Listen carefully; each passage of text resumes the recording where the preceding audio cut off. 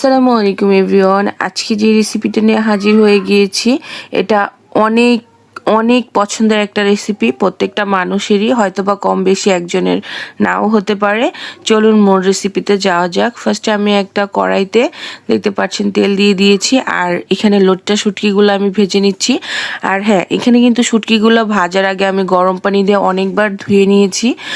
পর পানিটা ঝরিয়ে আমি এরকম তেলের ভিতরে ভেজে নিচ্ছি, কারণ তেলের ভিতরে যদি আপনি শুটকিটা পুরোপুরি ভেজে নেন তাহলে কিন্তু এই শুটকি খেতে অনেক অনেক মজা হয়। এখন আমি এই যে ভেজে নেওয়া হয়ে গিয়েছে, দেখতে পাচ্ছেন কালারটাও চেঞ্জ হয়ে গিয়েছে। তুলে সাইডে রেখে এই সেম তেলের ভিতরে কিন্তু পেঁয়াজ কুচি আর মরিচ কুচিটা দিয়ে দিলাম। আর এখন এই পেঁয়াজ মরিচ কুচিটা একটু নরম হয়ে আসলে আমি গোটা গোটা কয়েকটা রসুন দিয়ে দিচ্ছি। আর এই রসুনটা চাইলে কিন্তু নাও দিতে পারেন, বাট আমি বলবো এই রসুনটা দিলে আপনারা যখন শুটকিটা খাবেন খুব খুব মজা লাগবে। আর এই রসুনটা যখন মানে একটু চটকে ভাতের সাথে নিয়ে খাবেন, এর স্বাদই পুরো চেঞ্জ হয়ে যায়। আমি অনেকবার ট্রাই করেছি, এটা অনেক অনেক মজা লাগে। আপনারা বাসাতে অবশ্যই ট্রাই করে জানাবেন।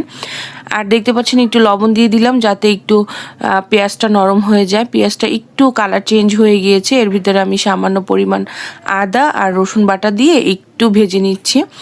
আর এখানে ভেজে নেওয়া হয়ে গেলে আমি তার ভিতরে দিয়ে দিব হলুদের গুঁড়া আর মরিচের গুঁড়া আর সামান্য পরিমাণ একটু জিরা আর গুঁড়া।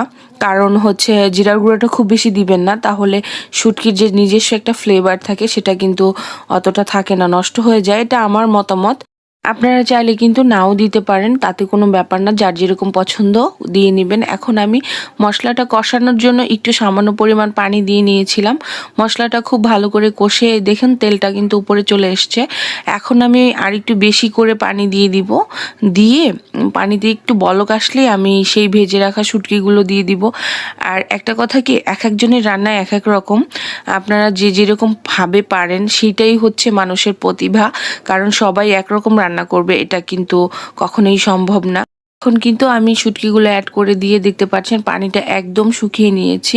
আর এক একজন এক এক রকমভাবে রান্না করেন, কিন্তু আমি বলবো এইভাবে একবার বাসায় ট্রাই করে দেখবেন। আস্তে আস্তে রসুন দিয়ে খেতে কিন্তু দারুণ লাগে। একটু পরিবেশন করেও আপনাদেরকে দেখিয়ে দিলাম। এটা গরম ভাতের সাথে ঠান্ডা ভাতের সাথে সবভাবেই অনেক মজা লাগে আমার কাছে। সেই জন্যই আমি আপনাদের সাথে একটু শেয়ার করে নিলাম। অনেকে বলেছিলেন শুটকির রেসিপি দিতে। আর এই লইট্টা শুটকিটা কিন্তু সবারই কম বেশি অনেক পছন্দ। যাই হোক, আজকের রেসিপিটা এই পর্যন্তই। যারা যারা আমার চ্যানেলটা সাবস্ক্রাইব করেননি অবশ্যই ইনশাল্লাহ করে নেবেন। নতুন কোনো ভিডিও নিয়ে আবারও আপনাদের মাঝখানে হাজির হয়ে যাব। আর আমার জন্য একটু বেশি বেশি দোয়া করবেন। শুটকির কালারটা